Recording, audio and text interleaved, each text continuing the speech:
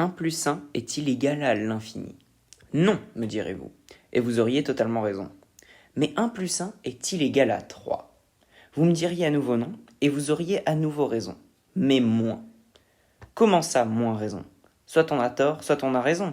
Mais avant d'écrire un commentaire dédaigneux disant « N'importe quoi cette vidéo, il ne fait que poser des questions idiotes et il espère qu'on va regarder », écoute la suite. En mathématiques, un axiome est un énoncé qu'on considère comme vrai sans même avoir le prouvé.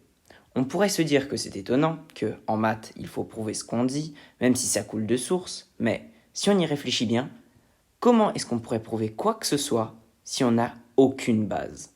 Les axiomes les plus connus sont les 5 axiomes d'Euclide. Il a énoncé ces axiomes sur lesquels toute la géométrie euclidienne se base. Retenez les axiomes dans un coin de votre tête et on va commencer la vidéo à proprement parler. Pour comprendre quel calcul a failli détruire les maths, on va s'intéresser à la division par zéro. À l'école, on vous a sûrement appris qu'on ne pouvait pas diviser par zéro. Et bah là, on va briser cet interdit et on va effectuer la division de 0 par 0. On va mettre ça en fraction, ça sera plus simple. Alors là, pour connaître le résultat de ce calcul, on va utiliser les opérations inverses. Vous savez qu'on peut vérifier le résultat d'une addition avec une soustraction, et inversement. On va faire la même chose avec la division. Comme le calcul inverse de la division est la multiplication, on va faire une multiplication. Du coup, la question est 0 fois x égale 0. Si on se demande combien de fois il y a 0 dans 0, on se rend compte que quel que soit le nombre multiplié par 0, il sera toujours égal à 0. Donc 0 divisé par 0 est égal au nombre que tu veux.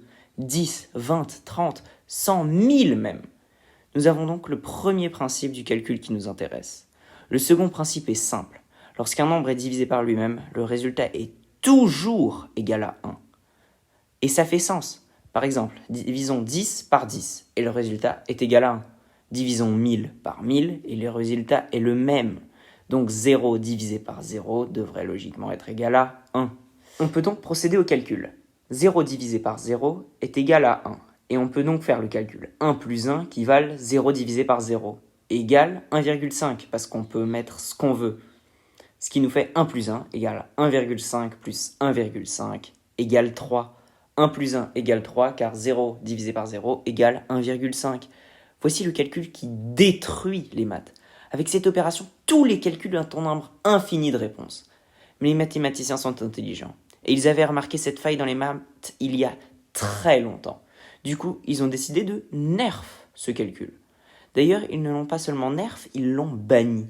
Tu n'as pas le droit de diviser par 0 et c'est une règle totalement arbitraire, mais nécessaire pour que les maths survivent.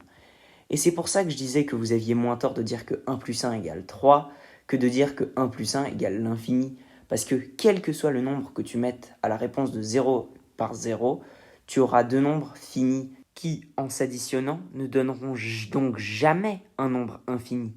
Vous avez plus ou moins tort parce que dans un cas, le calcul est tout simplement impossible, alors que dans l'autre, c'est une règle arbitraire, un axiome des maths qui le rend impossible. J'espère que vous avez aimé la vidéo, le pouce bleu, l'abonnement pour faire grandir la chaîne si vous voulez plus de vidéos de ce genre. Déconnexion!